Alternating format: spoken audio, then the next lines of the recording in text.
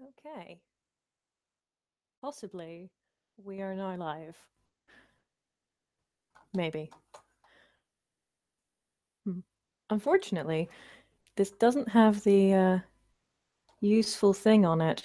What do you call it? Haha.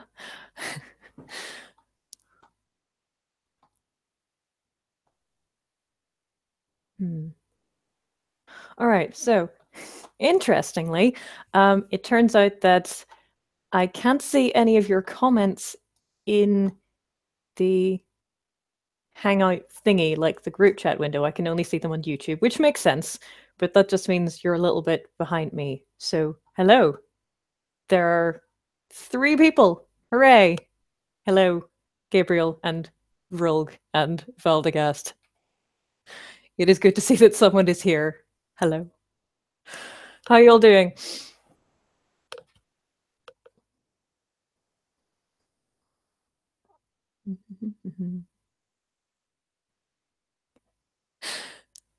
I have not, in fact, sedated the toddler. Hello! 72 Isaac Blue.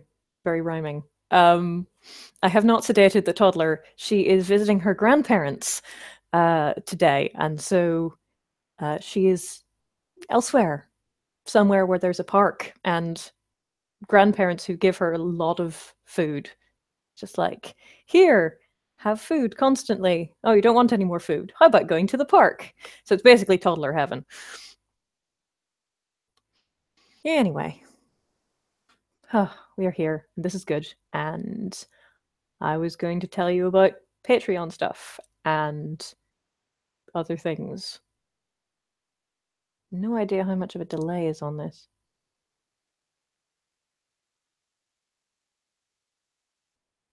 I think the delay is quite substantial, actually, which is a little bit weird, but oh well, never mind. Okay. All right, I have a list. And so the first thing was, so I don't know how closely most of you have been keeping up with the whole Patreon fee pledge change thing, but 30 seconds. That's a really long. Ah, I thought you might be. Valdegas, you are, in fact. Okay, yep. I know who you are now. You have a nice cat. Um, okay. Right, Patreon. So they said, right, we're going to change all of the pledge structure and it's going to be really great because then it won't be confusing for people who might pledge money on the 28th and then have more money taken on the 1st. So instead of just like actually fixing that, you're like, let's de-aggregate everyone's pledges. And then everyone went, no, that's a terrible, terrible idea. And they have thankfully said, okay, that's fine. That was a terrible idea. We're not going to do that. We'll just keep doing what we're doing and figure out some other way to fix it, which would be fine, except a lot of people already lost a lot of patrons in the interim time, particularly like the $1 and $2 patrons, because they were the ones going to be hit with the largest pledges.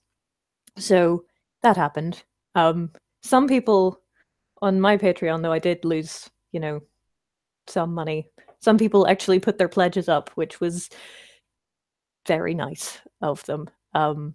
So I am down a bit, but not as much as I could have been, which is, nice. I like that. I like, eating and stuff.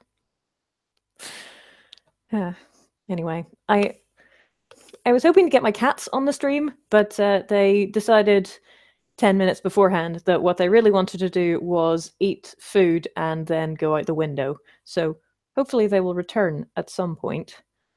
But I don't know. I'll do my best. I'll go call them if necessary. Anyway, hang on. So, yes. Does anybody have anything to say about Patreon or fees or any of that stuff aside from, wow, that was a really stupid way to do things? Or I'm glad they stopped doing that. Oh, right. Now I'm going to have to wait for like 30 seconds until you actually hear me. And then you have to type. What is depressing is that Patreon was trying to solve a real problem. Yes, very much so. And yes, Isaac, Patreon is just that they were going to roll out the changes as of the 18th of December, and then having been told that that was a terrible idea, they said, no, we're not going to do that. So yes, they were trying to solve real and actual problems with it, up to and including, they have this thing called pay up front, or it's called something like pay up front anyway, which means that you have to pay the money to become a patron whenever. Yes. You have to pay the money up front to become a patron, which means that you can get access to the stuff immediately, which is good. But then if you pledge near the end of the month, then they were going to just, take again at the start of the next month. So they decided to de-aggregate all your pledges, and instead of doing all of them at the same time and taking everything on the first of the month, or whenever, they were just gonna do. They were just going to start each individual pledge that you did and take it from on the same date every month. So if you started on the 28th, instead of billing you on the 28th and then billing you on the 1st again, they would bill you for that particular pledge on the 28th of every month, which would hugely complicate their infrastructure. Running the actual infrastructure costs almost nothing. I wouldn't know that, or I wouldn't really know about that, but fair enough. Does the theory that the real reason is they're trying to avoid regulation seem credible? Yes, quite possibly. I mean, if you... I think it has something to do with being a financial regulator or a financial something. If you process a lot of payments simultaneously, then maybe you fall into a particular tax bracket in America. You worked in payment systems. Well, if you worked in payment systems, then you probably know. So, like, that is quite useful. It's yeah, I don't know what they're doing. I do not want to talk Swift or Fed-Res routing buckets. I mean, I know what Swift is because I used to live in Germany. It's like, would you like a Swift payment or a CHAPS payment to send all of your stuff or your money abroad? Like, what? I don't know. But of course, all of the instructions were in German, so that was good. But no, that's okay. Like, I am happy in... There are certain things in life where I am pretty happy with my ignorance. As long as I know that somebody knows something about them and is doing something sensible, then I'm generally reasonably happy. Though I do like an explanation, sometimes. But I don't know if that makes me unusual. I don't imagine it makes me unusual in this particular chat or live stream or whatever, but possibly in the world.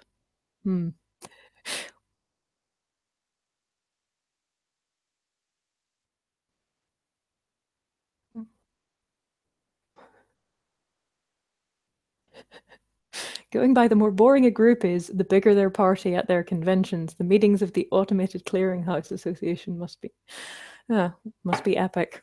Well, yes, I find that. Like, you go... The people who put on the events with the most razzle dazzle and like extras and stuff tend to be the ones that are really boring. When I was at university, I went to the University of Warwick, so it was sort of like merchant banker, investment banker recruiting ground, and so we had a load of stuff from Deloitte and what's the other big one? KPMG? Might be thinking of someone else. I don't know. Whoever the big sort of consulting and investment bank and actuary people were always on campus with all of their cool stuff, presumably to disguise the fact that they were, in fact, investment bankers, and so possibly not very interesting. I don't know. Maybe they're interesting investment bankers. I know several people who wanted to be investment bankers. They weren't uninteresting. Why do you move every 3 months? Are you sharks who starve if you don't keep moving? Well, I mean, yes, sort of, in that I have moved 14 times in the last 14 years, or at least had 14 different addresses. And some of them have been for my husband's work, and some of them have been for mine. But I'm hoping that we're slightly more permanently here now. Not in this house, though, because it is an old house, a rented house, and no one's done any work on it in some time. So bits of it just keep falling off, which is interesting. If they are trying to avoid regulation, seems likely they're going to make the changes again at some point. A solution I've heard is they could offer yearly subscriptions as opposed to monthly. That would be interesting. I mean, if you're on a $1 tier, then like a $12 a year subscription doesn't seem quite so bad. I guess if you're on the higher tiers, then taking a yearly subscription would be a big chunk of change at the beginning or end, whichever. But it's possible. I'm honestly not sure what they're going to do, but we'll see. Peace, impudent and shameless Warwick. Peace. Macbeth? Is that from Macbeth? Or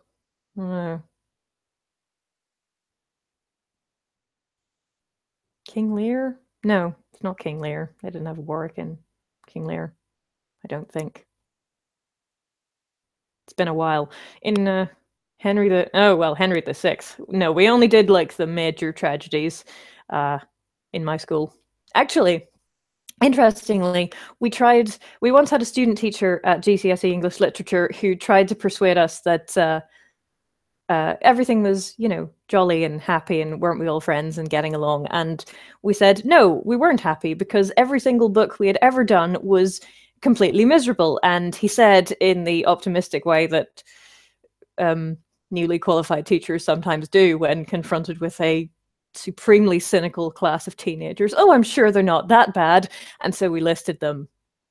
There was Z for Zechariah and Lord of the Flies, Romeo and Juliet. I mean, To Kill a Mockingbird is somewhat less depressing, but does involve like several major characters dying or nearly dying or getting attacked, or it's not cheerful.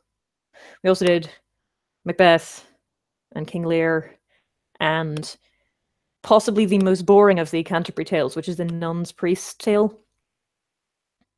We didn't do 1984 or Animal Farm. Romeo and Juliet ends with an end to the feud and a new era of peace. That is true. Unfortunately, like, half a dozen people need to die to get you there. So it's sort of like, well, it's all happy now, but you've had to live through the misery at the time. So, we still felt that counted as miserable. Brave New World kind of has a happy ending, plus everyone else is drugged out, so they're happy. Well, Brave New World, and spoilers for anyone who hasn't read the book, it's quite old at this point, but Brave New World ends with John hanging himself. So, like, I don't know, that's maybe not the most chipper ending. Though I suppose everybody else is drugged out and blissful, so they are in fact happy.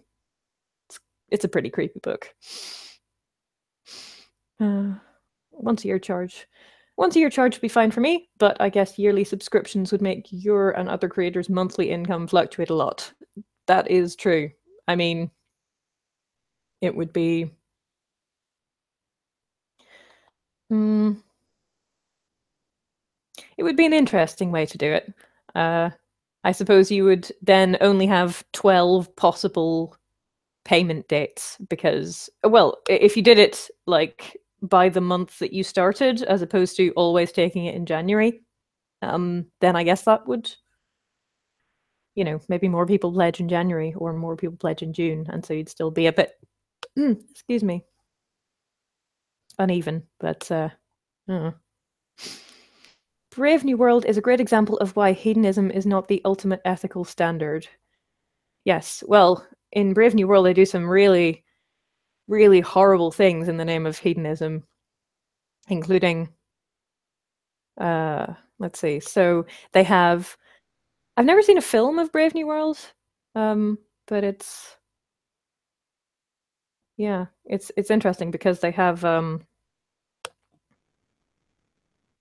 batches of people of particular casts, and so you have the alphas, and they don't have batches of those. They come as individuals because they need to be very flexible to do whatever it is the people in charge do. And then the betas, and there are not very many of those, and the gammas and epsilons and deltas. And as you go down, you get more identical children per batch, and they sort of cook them all in these giant factories. And what is it? Hypnotically suggest to them that they wouldn't want to be anything else other than they are. And also that new things are good and old things are bad. Don't mend it, buy a new one. They could take the money all at once and pay each creator once a month. That is true, they could. Of course, then they are acting like, I don't know, a holding company or well, not a bank, but something similar. I imagine they might run afoul of other financial regulations at that point. Though, that said, I suppose if you could get a decent rate of return on it, you might be able to charge less in fees because you're holding on to some of the money for months at a time, and so you might get interest payments on it. Mind you, not very much at the minute. I saw the 1980 TV movie version. It wasn't really very good. Well, yeah, 1980s TV budgets didn't make for very good non-camp sci-fi. Yeah, I guess. Have I played Paranoia? No. How does it feel to switch between two entirely different conversations? Odd, and I'm probably quite behind because of the lag, but I think I'm keeping up. Mostly. And also, because we're switching between two different conversations, I have time to read the messages and you have time to keep up with them. So it's a little bit odd, but I guess it does mean that there's less long silence while I wait for someone to say something on the wisdom which has just dropped from my lips. That may have been sarcasm. Anyway, let's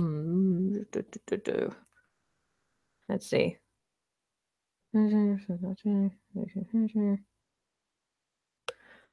Oh yes. You're keeping up pretty well. Thank you. But I guess that was quite a long gap. So Paranoia RPG is Brave New World played for laughs. Well, that does sound intriguing. I don't know how many of you have seen the RPG mashup game episode I just put up on Patreon.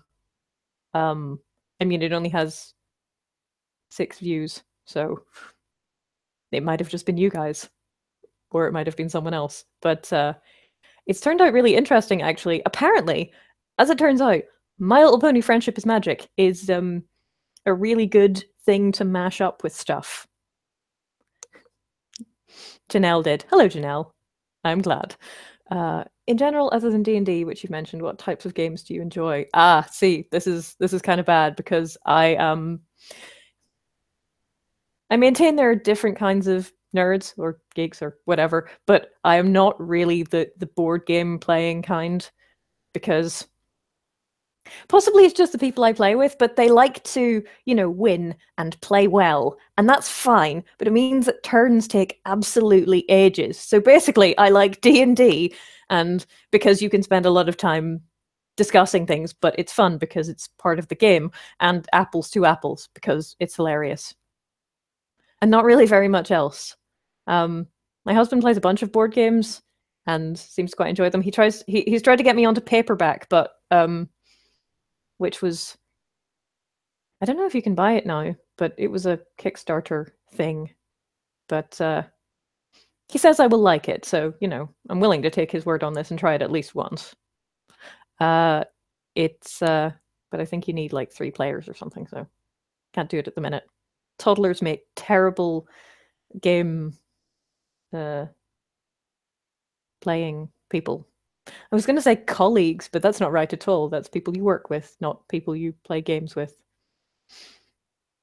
Or you could say comrades, but that just makes you sound like you're, I don't know,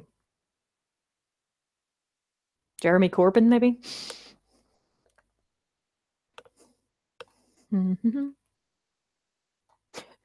Gamers. Yes, gamers. There we go. That's probably what it's meant to be. Okay. There was a question which was, are you going to come to Sweden at any point? The answer is like probably not. But you never know. Might end up going to a conference there one day. Opponents. Yes, that was actually the word I was looking for. There we go. Thank you. And also the other thing, which I think it was Veldegast who was saying, was, why didn't you review A Muppet Christmas Carol? And then I sat there for a good 10 seconds and went, oh yeah. Because let's be real, I love The Muppet Christmas Carol. Possibly I love The Muppet Christmas Carol more than Muppet Treasure Island, but I'm not sure. I've definitely seen Muppet Treasure Island more because we had it on VHS when I was a small person. But Muppet Christmas Carol, I should do that next year. I suppose there's always Die Hard for the year after that. It's a Christmas movie. It's got snow in it. Or The Nightmare Before Christmas. I have never seen The Nightmare Before Christmas. Possibly I should try watching it. It's probably on TV at some point over Christmas. Of course, our television is currently constantly tuned to CBeebies, which is fun. It's an interesting thing when you start having opinions on children's television. I have quite strong opinions on all of the shows available on CBeebies as to which ones I am willing to have on while I'm in the room and which ones I'm not. Basically, it's Go Jetters, yes. Everything else, When will you introduce Ursa Minor to Mad Max Fury Road?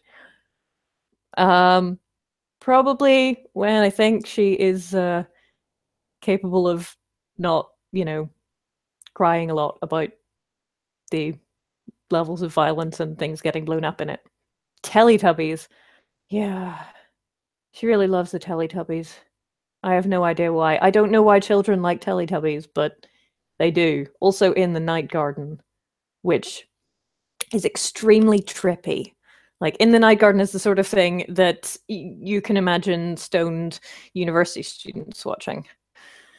Do you have any thoughts on the whole YouTube Kids weirdness? Well, I'm glad that they deleted... yes, Teletubbies are still a thing, yeah. I'm glad that they deleted so many videos. That is good, because they did seem to be kind of disturbing. I just feel like there are probably many, many more. But I am not really a fan of people gaming the system, and that seems to be what the whole, I don't know, pregnant Elsa and Spider-Man get married while the Hulk does a dance of some kind thing is doing. Like, I don't know if you saw Dan Olsen's video on it, which was very good, but it's very much, well, we're taking advantage of an audience who are too young and stupid to know that this is really deeply weird, and I'm glad that someone's doing something about that. Of course, every time someone finds a problem with something on YouTube, then it pushes ad rates down, but what are you going to do? Seems to be the price of, doing business? Is that it? The price of something. Teletubbies are apparently also popular with people who have severe Alzheimer's and big with college students with access to drugs.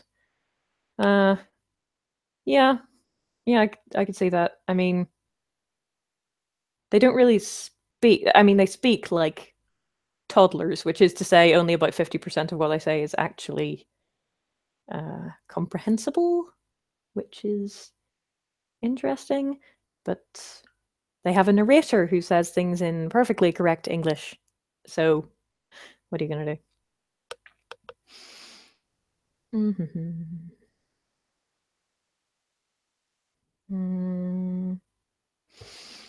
Oh, right, yes. Next question was, have you considered any alternatives to Patreon? And the answer is no, because I don't really know of any. I mean, I've heard of Drip, which is basically Kickstarter's Patreon equivalent, but I'm pretty sure that Drip is still in beta, so I don't think that you can get on it at the minute. The problem with alternatives to Patreon is that they're not Patreon, by which I mean people don't know what they are, they haven't even vaguely heard of them, and so you have the problem where you have to build up that credibility all over again, which is difficult. I mean, Patreon may occasionally sort of try and screw you over or accidentally screw you over or whatever, but they do at least seem to respond to criticism if enough people shout loudly enough. And the thing is, yeah, name recognition, exactly. Without it, you're kind of not sunk, but it's a little more difficult to establish your credibility. The network effect is strong, like with non-YouTube streaming services. I don't understand what you mean.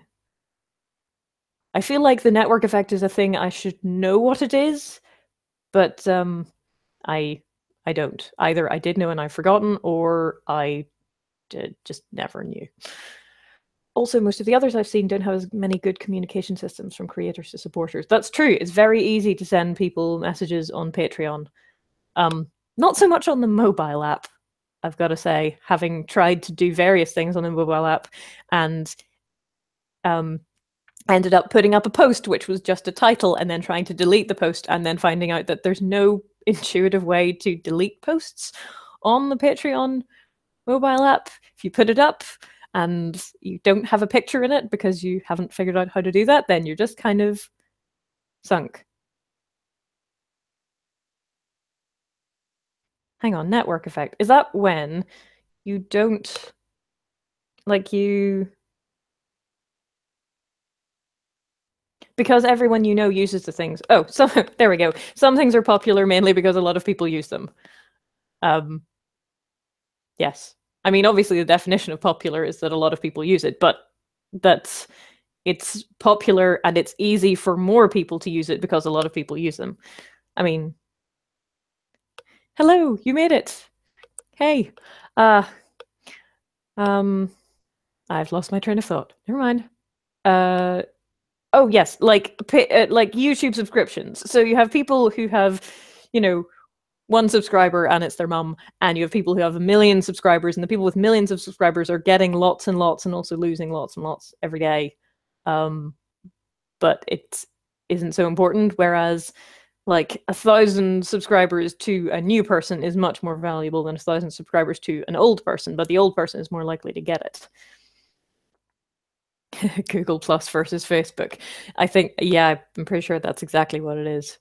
Like, everyone's on Facebook because everyone's on Facebook. Like, the reason I'm on Facebook is because I couldn't talk to, I don't know, the mother and baby group that I joined when we moved back to England without it, or whatever. Whereas nobody's on Google Plus, and so no one's like, oh man, you need to join Google Plus because of the amazing features which you can't get anywhere else. All right, where are we down to? I'm pretty sure my father is the only person who uses Google Plus. Well, it's your dad and Google employees, basically.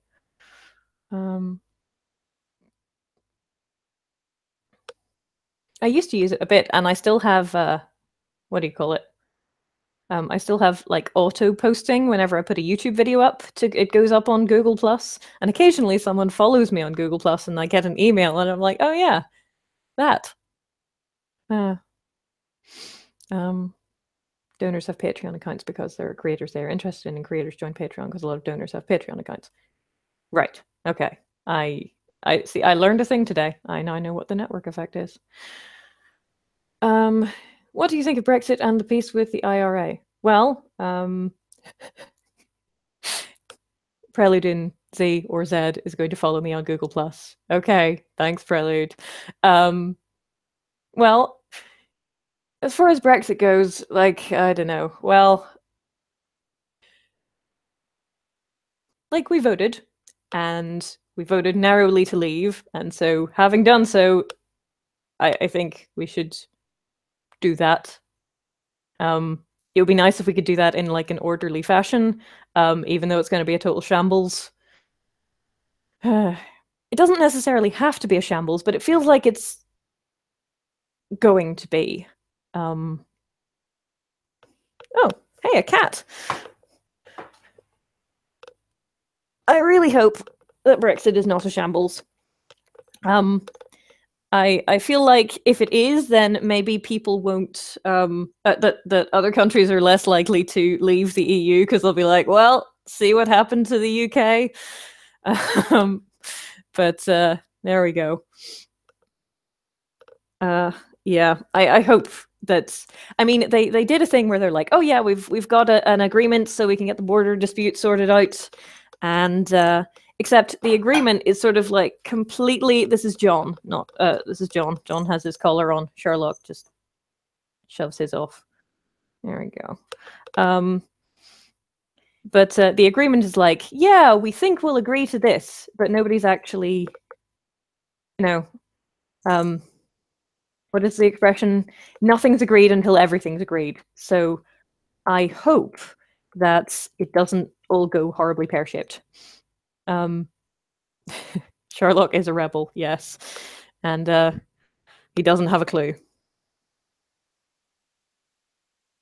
He doesn't have a cause either. He is a rebel without a cause or a clue. Actually, I was thinking of the other Sherlock this morning, as in the Benedict Cumberbatch one, because I was thinking about Adam Driver as Kylo Ren. And I am going to not say anything spoilery. But yeah, so like you look at pictures of Adam Driver, and you sort of go, yep, that is an adult human male person. He is very tall. He's got that what do you call it? Goatee thing going on there. But then you watch him acting, and it's mesmerizing. Like, I could have just sat and watched him do stuff as Kylo Ren all day, because it was just non-spoilery. But is it good? I think it's good. Like, I think it's very, very good, and it made me very, very happy.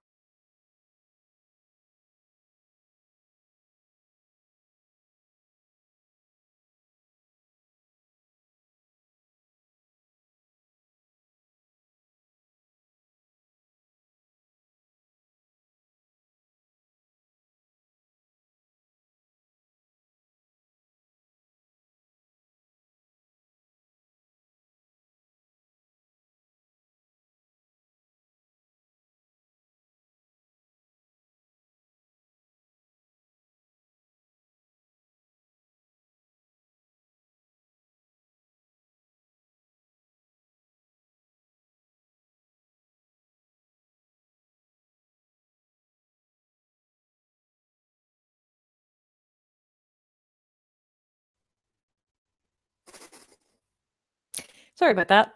The cat not only walked on the keyboard, but also walked on the keyboard in a way which closed Google Chrome. So that was that. I'm very sorry. I am back. Honestly, let's see. Is it good? Yes, it is good. I could watch Adam Driver all day, especially shirtless. Well, you say that, but I was with Ray on that one. I was like, it's quite distracting. You could put on a cowl or something. That being said,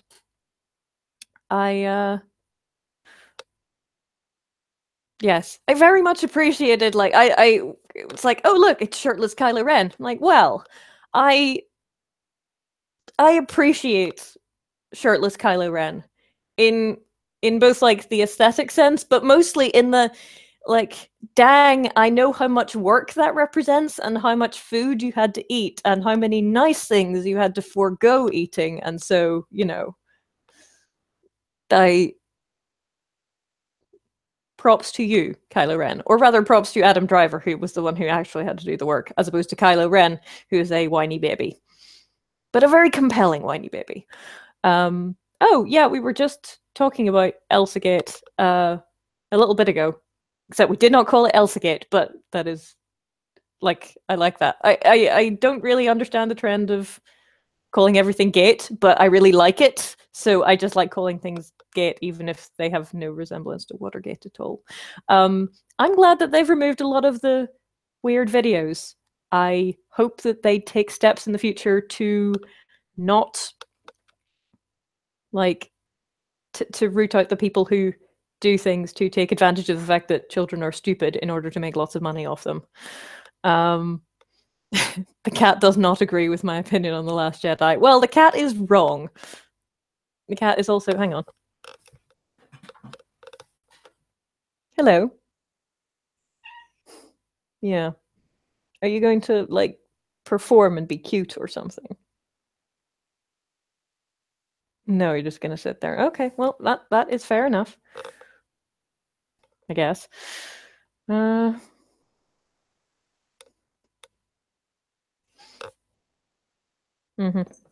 Oh, good, you're back. Oh, lovely. That's just what we want. Okay. Let's see. So, what else was I going to tell you about? So we moved house. That was good. My husband got offered a job, and they were like, "When can you start?" And we said, "Well, his contract ends at the end of the month, so like, give us 17 days, and we'll just move a couple 100 miles." Yes, we can do that thing. It is a good thing. Strange cat. And so we did, and now we're in this house, and that is good. Some...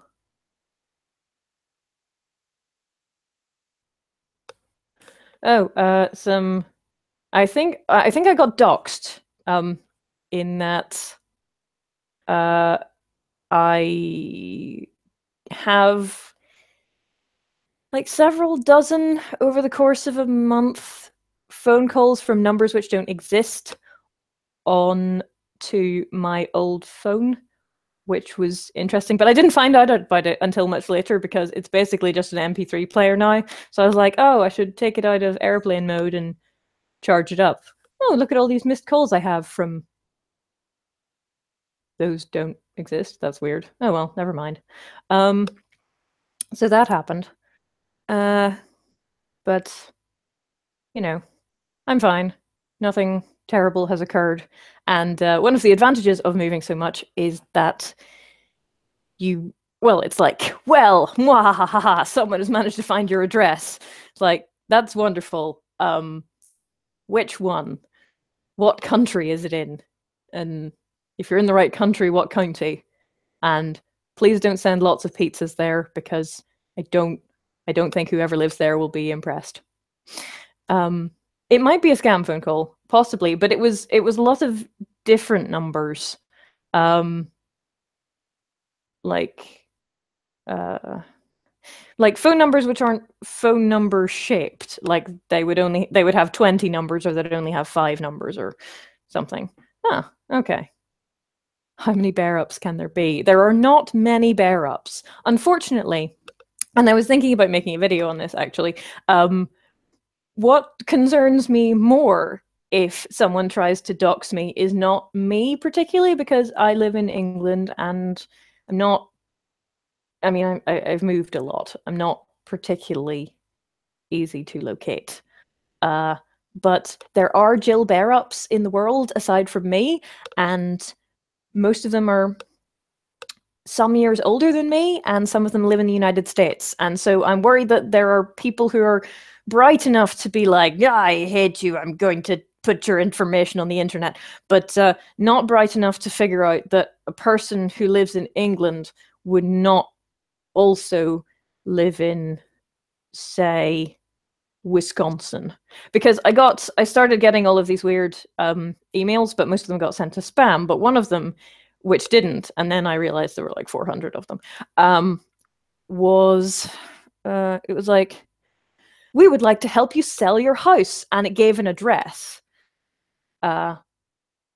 which, upon Googling, was the address of one of the other Jill Bear-ups, which was interesting. So I don't know if they just managed to, if the people who like trying to persuade people to sell their houses were just spamming me randomly, or if that was, I don't know, someone signed me up to a mailing list because they were like, ah, well, this is clearly that Jill Bear-up, let's annoy her. I can see why they would believe you're American with your thick Texas drawl. Yes, well, I do get, are you Canadian a lot, but I think that's because I sound a little bit American, but Canadians get very upset if you call them American, and so they go with Canadian, which sounds a bit like American. It's like Australia and New Zealand. If you ask someone from New Zealand if they're from Australia, they often get a bit upset about it. Not all of them, but some people I have known have definitely got a bit upset if you ask if they're from Australia when they're from New Zealand. So it's much easier, even if it's much less likely, for you to say, oh, are you from New Zealand? And if they're from Australia, they'll just be like, no, I'm from Australia. Whereas if they're from New Zealand, then you just got like a million brownie points, and they might make you cookies or something. They probably won't make you cookies, but there we go. What else? Oh yes, VidCon. I'm sorry, someone said VidCon, and I did say I was going to talk about VidCon, because I'm going this year to. I'm going to VidCon EU. Sorry, a Kiwi once told me to wash my mouth out with mustard when I guessed they were from Australia. Yeah. Yep. Sounds completely fair and reasonable. Yep. After all, they sound completely different. Yes, I'm going to VidCon Europe, which is at the end of March. I think. What dates is it? Hang on, I'm going to Google it. VidCon Europe.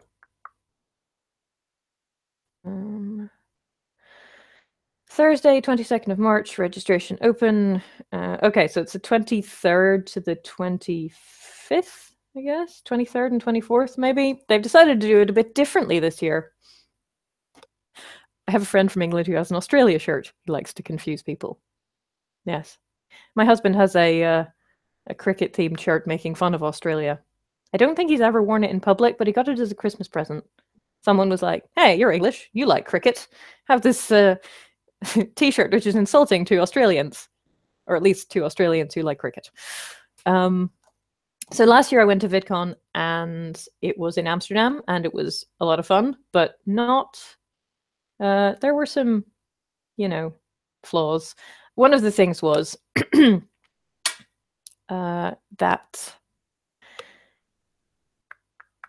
they had community and creator and industry track like they do in Anaheim, but all of the stuff in the community track was really awesome, and so people with creator tickets were like, well, I mean, I could go to this creator event about growing my channel, and I'll go to a couple of them, but really what I want to do is go see Hank Green dancing, or John Green eating traditional Dutch sweets, or Hannah Hart presumably not being drunk, but possibly being in a kitchen.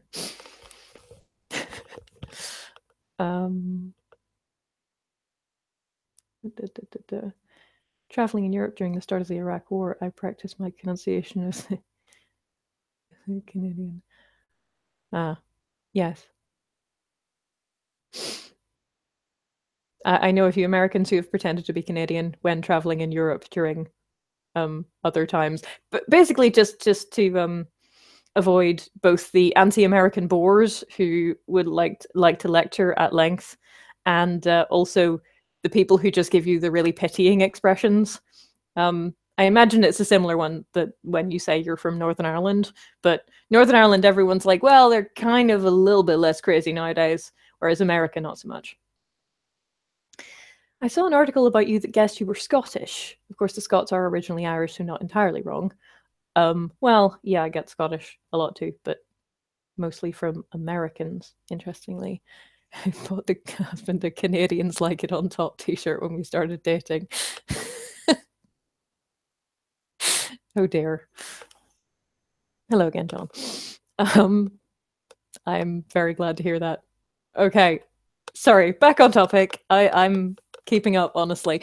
So this year at VidCon Europe, they have the creator track and the industry track, and they're actually going to let them meet because I had an industry track ticket, which meant I could talk to everybody. Come on. No. No, see, if you come back up here, then everyone can look at your cute and adorable face, just in case I get boring. No? All right. But that does at least mean that people might actually attend the panels. So I am going to apply to do a EDU speed dating. So like I'm part of a Slack group, which is for creators who make educational content on YouTube, which I do with Brightside explicitly and sort of with my main channel. It's like, you know, kind of. Don't drink my water. It's mine. Yeah, you're very cute. So yes, it'll be, I'm hoping if they allow me, like the first part will be how to pitch your channel, or like how to do an elevator pitch in a way that makes you sound interesting and like the sort of person that you might want to watch or just talk to. And then one part practicing that, and then one part speed dating, where you get everybody, like you divide people in half and then you pair them up. You're gonna have to do it some way. Oh, you're gonna have to do it an odd way because you want everyone to meet everyone. So it's not like you're like, oh, this is heterosexual people speed dating, so you ladies just sit here and then the men can move around or something. I'm gonna have to work on that. But like the idea is that you get 30 seconds or a minute to talk to each other and go, hi, I am Jill and my channel is about blah, and what's your channel about, and are you interesting, and should we swap business cards so I can subscribe to you and maybe do a collaboration with you, and also find out about interesting channels. Sort of Solomon-esque. I have no idea what that's in relation to. Anyway, so educational YouTuber speed dating. That's the panel I'm hoping to run. We'll see how that goes. Okay. Dividing people in half. Oh, right. Yeah. So, okay. Yeah. I'm not sure how I'm going to figure that one out, but we'll work it some way. Who is the better villain, Darth Vader or Kylo Ren? Come on, there is no contest between the two. Well, I mean,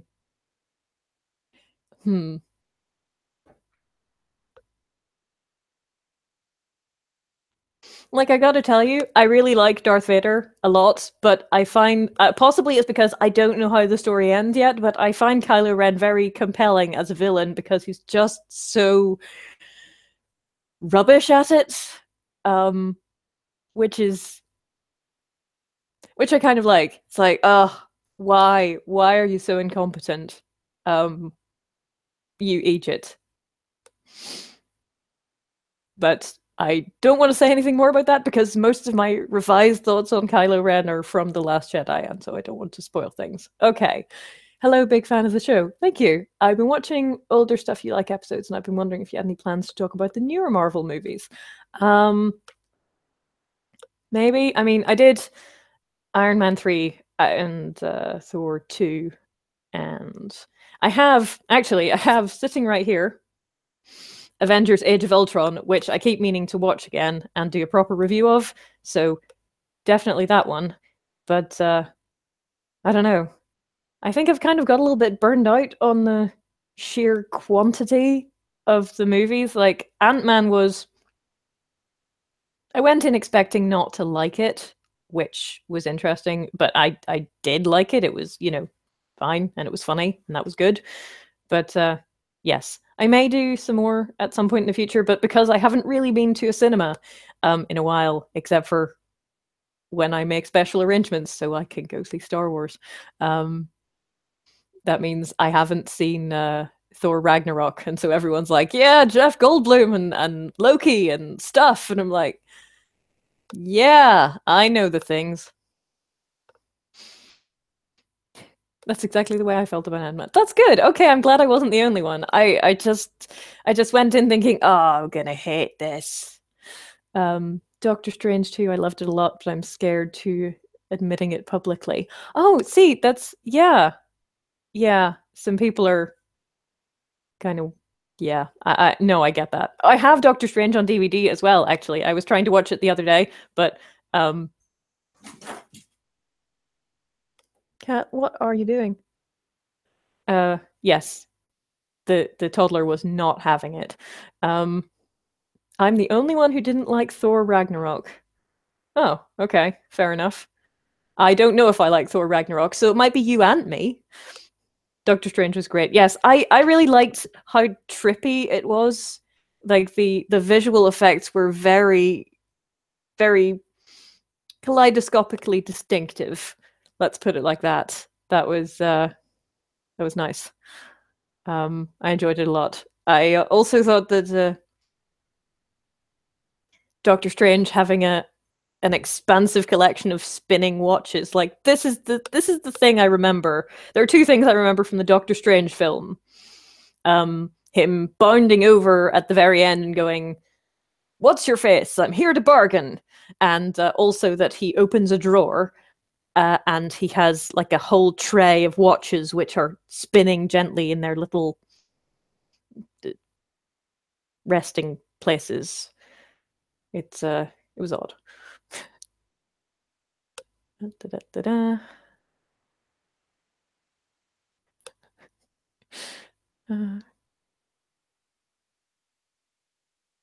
Red and you have. Mm-hmm. Yes, my cat seems to have gone away now. Which oh no, it's yeah. I keep getting kind of the sort of delay on the monitor, and so I can see the cat going back behind me, and then he comes back in. Hello, John. Welcome back. You're not really providing much entertainment, you know. I mean, minor entertainment for me because he jumped onto the windowsill, and I was slightly concerned that something bad was going to happen to the blinds because they yeah, there are many sets of blinds in this house, and they do often break because it hasn't been redecorated in a while. Mm. Sherlock was the one who ran away. Yes, Sherlock has run away twice because Sherlock is an idiot. Yes, John is not an idiot and so does not run away. He went missing the first time for something like 8 weeks, and he was found by the Cats Protection League, who were like, "Why didn't you report him missing with his microchip number?" And I said, "Well, we only received his microchip number in the post 3 days ago because that's how long it takes to do the changeover." So when we moved to Germany, the first house that we lived in, where we lived for a couple of months, he was allowed outside and it was fine. And then he went out. We moved to the second house, and I let him out a bit too early, and he just kind of wandered off and got his front paw stuck in his collar, and so came back to us 10 weeks later with like a suppurating wound, for which he still has the scar. He was in surgery for something like 4 hours while they stitched him back up again. The vet was like, no, it smells good. It's all going to be fine. We just have to stitch it up and keep it nice and clean. But yeah, it was a moment. And then he had to go around in a little bodysuit, which he couldn't really use properly. So his front legs were sort of going like this. And of course, the cone of shame. My Nisa, presumably that being your cat's name, ran away and was gone for 5 weeks. I never want to live through that again. Yeah, same. I remember that. You told me about it on Twitter, and I was sad because your cat ran away. And then your cat came back, and that was good. Any thoughts of the whitewashing of the Ancient One or treatments of race in the Marvel movies generally? A small topic, I know. Yes, I mean that's such a minor topic, and obviously I can cover it very fully. Thing is, I don't know anything about Doctor Strange at all, so like I don't really. I assume that the Ancient One was meant to be, Asian and not what's her name, thingy, the White Witch. Um, but yes. Uh, See, this is the thing. Most of the problems people have about Doctor Strange, I think, are to do with things that I don't know anything about. Tilda Swinton, thank you. And so I'm like, yes, what an excellent point you're making. I have no idea what's going on. That happens a lot, actually. I have no idea what's going on, but you know how it is. Um, hmm. Hmm. No, see, I'm kind of on the spot right now. If I did a video about it, then it would take me like 8 months to write, and that then you might get something semi-coherent. But right now, my brain's just like, she was great as the White Witch. She was great as the White Witch. Her hair was kind of weird. That was the thing I noticed. It's like, no, the White Witch has dark hair, but she was great as the White Witch.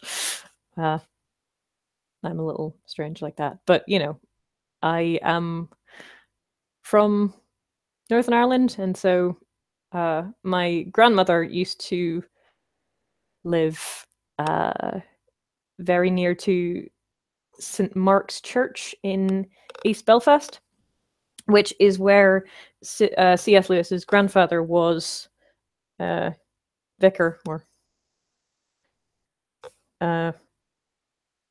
and they still do the White Witch, I think, as like a play most years. They also have like an Aslan stained glass window in there now, I think. I don't know. I haven't been in a while.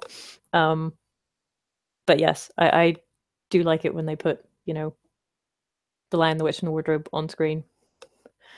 There's got to be a trade-off between the racism that was sort of built into the original source material versus the racism of how they update for a modern audience. That's very true. I mean, there's like you kind of risk getting into a situation where you're damned if you do and damned if you don't.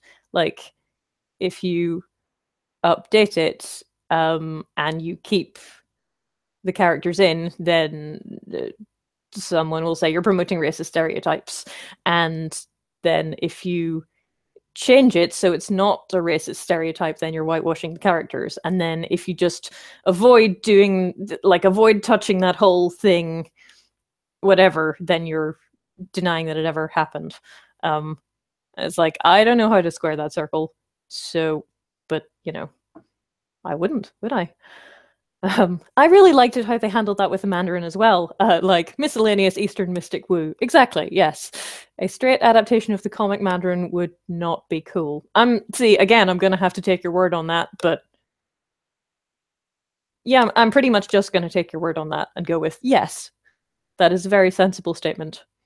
And pretend I know something about comics, which I really kind of don't, because yeah, the comics I read when I was a kid were The Beano and Twinkle, which is a magazine for girls like ages 4 to 8, which was about the age I was when I read it.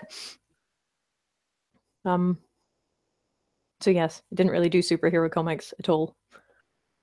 Trevor Slattery is my hero. I take it that's the Mandarin guy. He's very funny. I think I've seen him in something else, but I can't quite think what it is at the minute. Anyway. Well, I'm glad you're happy. Yeah. Yeah. Okay, good. Okay, let me see if there's anything left on my list. Which is no, there is a very Ben Kingsley from Iron Man 3 is the Mandarin. Okay. Who's Trevor Slattery then? See, the problem with this is now I'm going to have to wait like 30 seconds for a response because everyone's on a time delay. Bummer.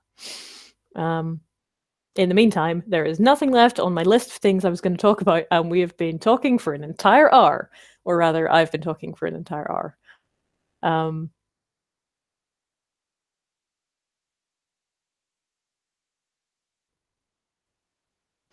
Yeah, no, the only thing left on this list is like a long series of vaguely connected words which have to do with The Last Jedi, so no. He's the actor who played him. Ben Kingsley played Trevor Slattery playing the Mandarin. Oh, right, okay, yes, sorry. I'm with you now. Okay, I remember things when I am explicitly reminded of them. Okay.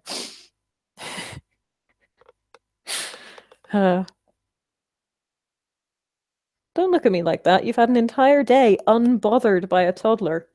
Sherlock just doesn't, like, every time she comes into the room, John will just leg it out. Sherlock will sit there and sort of let her pet him for a good, half a minute before she, just to wait and see if she gets bored. Because if she gets bored, then he doesn't have to get up. Do you get any sleep nowadays? Yes, I do. Okay, bye, Prelude. Good luck with getting rid of your house. I do get sleep nowadays, which is excellent and wonderful, and it's like being a real human person again.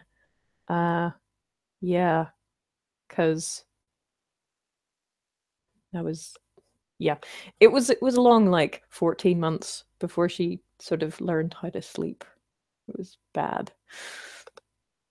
But now she does most of the night. Although, unfortunately, she's now sort of big enough that she can get out of bed and come into the room. And so she is taken up to waking up once in the middle of the night, and so you have to like pick her up and go.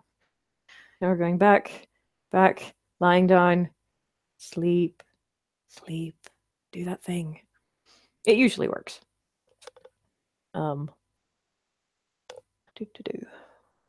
Okay. We are a weird species. The fact that we need to learn how to sleep.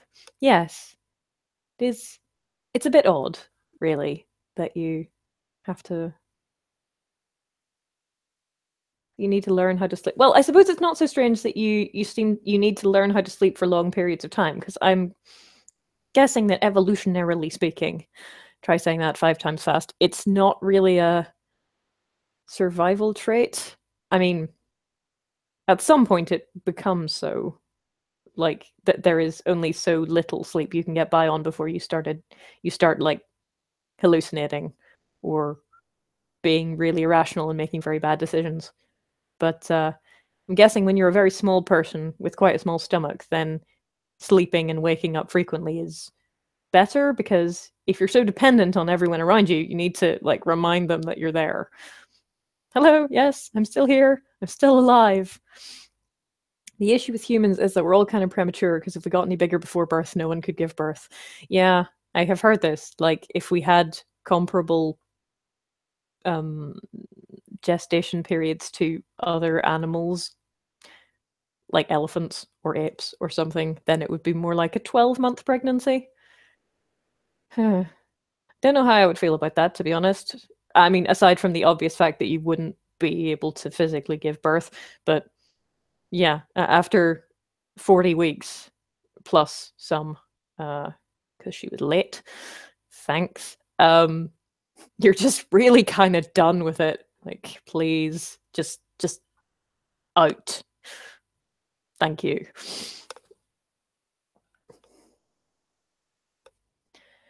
You need to be super cute as a baby, or the parents would throw you out a window after the first 2 or 3 nights. Yes, I have often had this thought myself. That babies need to be extremely adorable, otherwise it's a survival trait that you have to be extremely adorable. Or at least that you have to find babies extremely adorable. Are babies cute, or do babies create our idea of cuteness? Oh, that is a really good question. I would assume that babies create our idea of cuteness. The fact that a higher percentage of people rate baby crocodiles as cute than baby humans is also a bit odd. No, I can't disagree with that. No, that's very true. Okay. I think that we are going to have to wrap it up now because I am going to the carol service tonight in a place which is some distance from this house.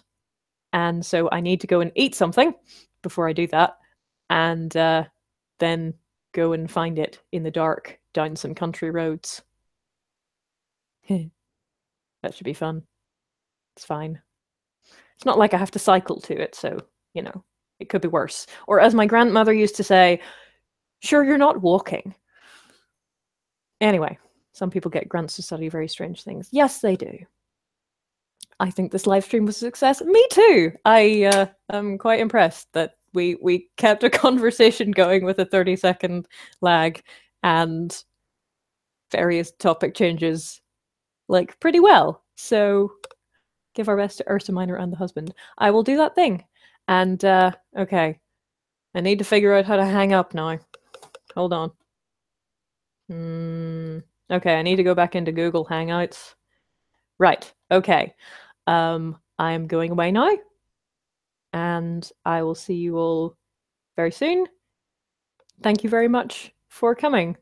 Thundergons 10 and everyone else. Bye-bye, Janelle. And I'm going to press this button right now. Where is the button? Oh, there's a big red button. It's all good. Bye-bye, Gabriel.